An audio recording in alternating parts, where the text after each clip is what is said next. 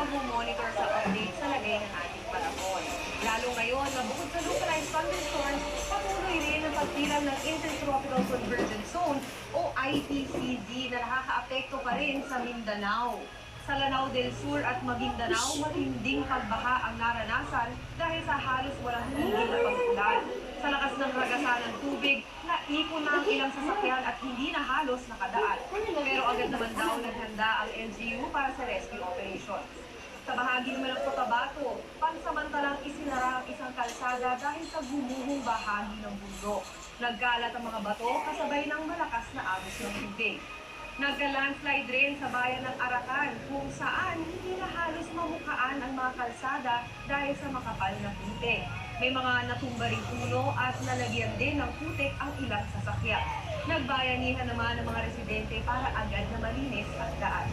Posibleng maulit ang mga pag-ulan bukas base sa datos ng Metro Weather. Bago magtanghali,